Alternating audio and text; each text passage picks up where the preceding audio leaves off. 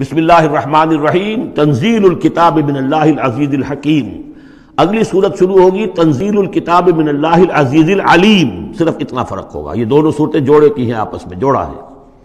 حکیم اور علیم کا فرق ہے صرف۔ تنزیل الکتاب من اللہ العزیز الحکیم، تنزیل الکتاب من اللہ العزیز العلیم۔ اور یہاں حامیم نہیں ہے، وہاں سے حامیم شروع ہو جائے گا۔ جیسے سورۃ الفرقان بغیر حروف مقطعات کے ہے، باقی ساتوں صورتیں جو تھیں وہ ہم گن چکے ہیں، وہ حروف مقطعات سے۔ اس کتاب کا اتارا جانا ہے اس اللہ کی طرف سے جو العزیز ہے، زبردست ہے، اور الحکیم ہے، کمال حکمت والا۔ انا انزلنا الیک الکتاب بالحق، اے محمد ہم نے آپ پر یہ کتاب اتاری ہے حق کے ساتھ۔ فاعبد اللہ مخلصا لہ الدین، بس بندگی کرو اللہ کی، اس کے لیے اپنی اطاعت کو خالص کرتے ہو۔ بندگی ہو رہی ہے، نمازیں پڑھی جا رہی ہیں، عمرے ہو رہے ہیں، حج ہو رہے ہیں، یہ ہو رہا ہے، وہ ہو رہا ہے، اور طاغوت کی اطاعت بھی ہو رہی ہے، حرام خوری بھی ہو رہی ہے، جو کچھ سارا کچھ چل رہا ہے ہماری زندگیوں کے اندر، سودی لین دین بھی ہو رہا ہے، وہ سب کیا ہے؟ یہ تو خالص بندگی تو نہ ہوئی اللہ کی، یہ تو بڑی پالیوٹڈ ہے، اس کے اندر تو بڑی بڑی گندگیاں شامل ہیں۔ فاعبد اللہ مخلصا لہ الدین، اس کے لیے اپنی اطاعت کو خالص کرتے ہو۔ الا للہ الدین الخالص، آگاہ ہو جاؤ، اللہ کے ہاں قبول ہے صرف وہ اطاعت جو خالص ہو۔ کچھ آدھی اللہ کی آدھی کسی اور کی، دفع کرو، وہ آدھی یہ بھی اسی کو دے دو۔ اللہ بہت غیور ہے، وہ قبول نہیں کرتا۔ میرا بننا ہے تو پورے میرے بنو۔ یا ایھا الذین آمنوا ادخلوا فی السلم کافہ، اسلام میں داخل ہونا پورے کے پورے آنا پڑے گا۔ اور اگر تم نے یہ کیا، افتؤمنون ببعض الکتاب وتکفرون ببعض، ہماری کتاب کے ایک حصوں کو مانا، ہماری شریعت کے بعض احکام کو مانا اور بعض کو ٹھکرا دیا، پاؤں تلے رون دیا۔ فما جزاء من يفعل ذلك منكم الا خزي في الحیاۃ الدنیا ویوم القیامۃ یردون الی اشد العذاب۔ تو جو لوگ یہ طرز عمل اختیار کریں گے، ان کی سزا اس کے سوا کچھ نہیں کہ دنیا کی زندگی میں ذلیل و خوار کر دیے جائیں اور قیامت کے دن شدید ترین عذاب میں جھونک دیے جائیں۔ تو دنیا کی رسوائی تو ہمارے سامنے، ہمارے ماتھے پر لکھی ہوئی ہے۔ 150 کروڑ یا 130 کروڑ دنیا میں ہوتے ہوئے عزت نام کی کوئی شے ہمارے پاس نہیں۔ جو بھی بین الاقوامی معاملات ہیں ان میں کوئی ہم سے کوئی رائے لیتا ہی نہیں۔ الا للہ الدین الخالص، آگاہ ہو جاؤ کہ اللہ کے ہاں مقبول اگر ہوگا تو دین خالص۔ والذین اتخذوا من دونہ اولیاء، اور وہ لوگ جنہوں نے اللہ کے سوا کچھ اور کو اولیاء بنایا ہوا ہے۔ ما نعبدهم الا لیقربونا الی اللہ زلفی، اور کہتے ہیں ہم نہیں ان کو نہیں پوجتے، ہم تو اصل میں اللہ ہی کو پوجتے ہیں، ان کو صرف اس لیے پوجتے ہیں کہ یہ ہمیں اللہ سے قریب کر دیں گے، یہ ہمارے یہ وسیلے ہیں، ان کے ذریعے سے ہم اللہ کے قریب ہو جائیں گے، اس لیے پوجتے ہیں۔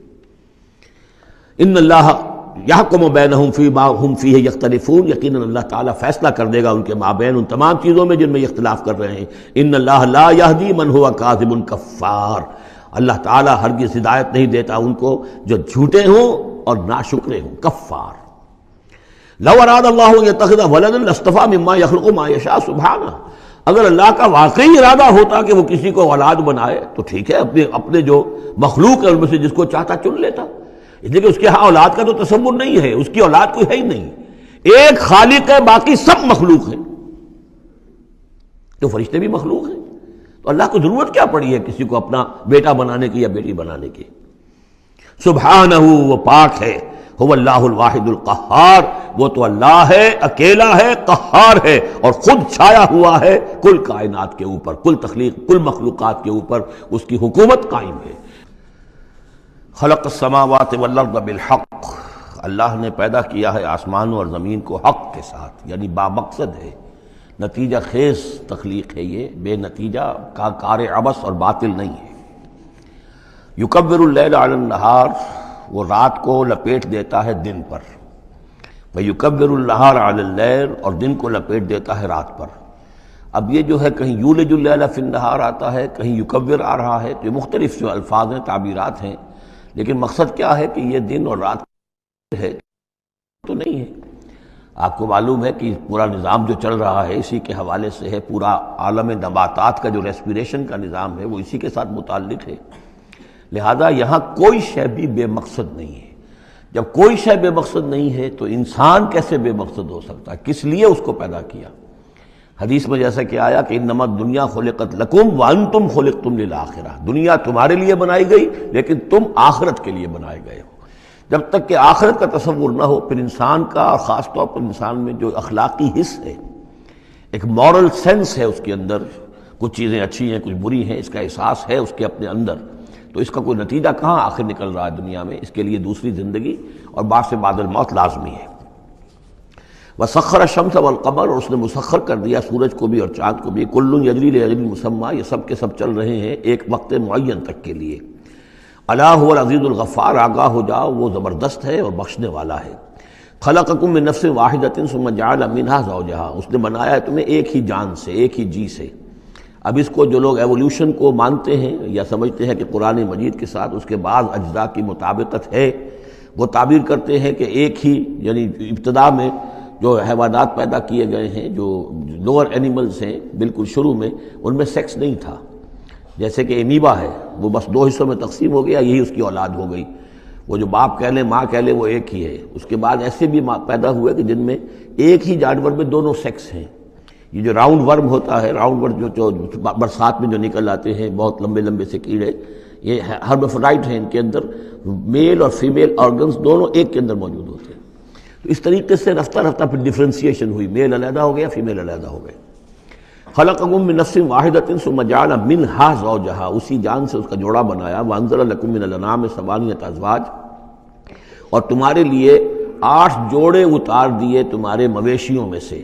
عام طور پر عرب میں جو مویشی موجود تھے ان میں سے اونٹ نر اور مادہ، گائے نر اور مادہ، اسی طریقے سے بھیڑ نر اور مادہ، اور بکری نر اور مادہ، یہ جو ہیں ان کے ہاں یہی مویشی تھے۔ ثمانیۃ ازواج یہ سورہ انعام میں بھی آ چکا ہے، وہ ہمیں یاد ہوگا۔ من الابل اثنین ومن البقر اثنین ومن الماعز اثنین، یہ وہاں آ چکا ہے۔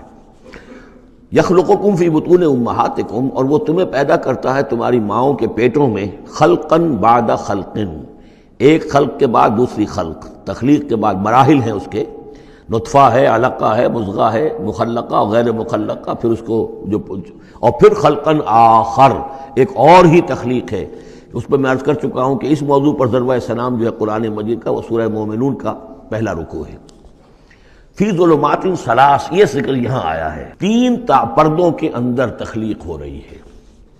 یعنی ایک پردہ یہ پیٹ کی دیوار ہے، جو مردوں کی بھی دیوار ہے، یہ پیٹ کی ایبڈومینل وال ہے۔ دوسرا پردہ پھر جو یوٹرس ہے، رحم ہے ماں کا، اس کی موٹی دیوار ہے۔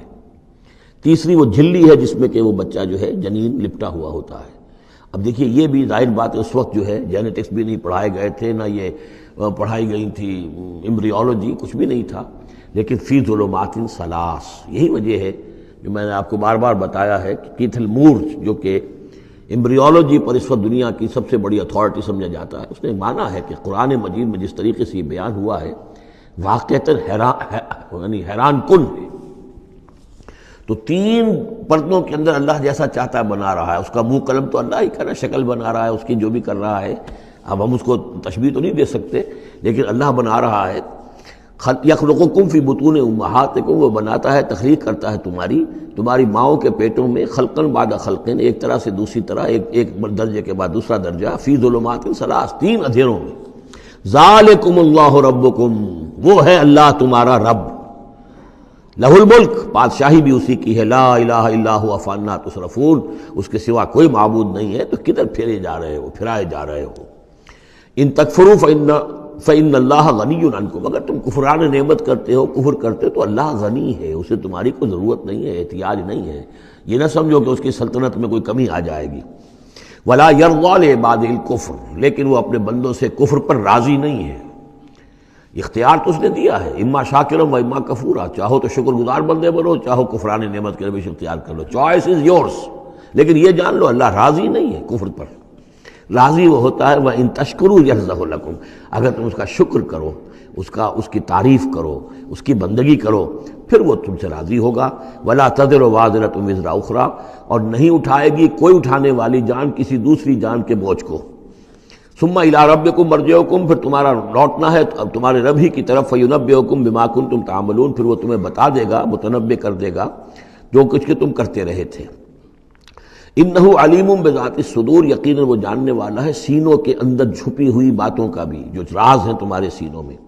وَإِذَا مَسَّ الْإِنسَانَ ضُرٌّ دَعَا رَبَّهُ مُنِيبًا إِلَيْهِ، اور جب انسان کو کوئی تکلیف پہنچتی ہے وہ اپنے رب کو پکارتا ہے، دعائیں کرتا ہے اس کی طرف رجوع کرتے ہوئے۔ ثم اذا خوله نعمتا منه، اور جب اللہ تعالیٰ اس کو اڑا دیتا ہے، اس کے گرد اپنی نعمت کا خول لے آتا ہے، خوله اسے لپیٹ لیتا ہے اپنی نعمت میں، نسی ما کان یدعو الیہ من قبل، تو جو پہلے وہ جس چیز کے لیے اللہ سے دعائیں کر رہا تھا سب بھول جاتا ہے۔ وجعل للہ اندادا، اور اس سے بھی بڑھ کر جو کرتا ہے شرارت وہ یہ ہے کہ اللہ کے مدے مقابل ٹھہرا لیتا ہے، لیضل عن سبیلہ، تاکہ بہکائے لوگوں کو اس کے راستے سے۔ قل تمتع، تو اللہ تعالیٰ کی طرف فرمایا جا رہا ہے نبی کہہ دیجئے اٹھا لو کچھ دنیا کے کچھ جو مزے ہیں وہ لوٹ لو، بے کفر کا، اپنے کفر کے ساتھ، قلیلاً، لیکن بہت کم، چند دن کی زندگی ہے، اس میں جو تمہیں عیاشی کرنی ہے کر لو۔ انک من اصحاب النار، پھر مستقل طور پر تو تم آگ والے ہو، تمہیں آگ کے اندر جھونکا جائے گا۔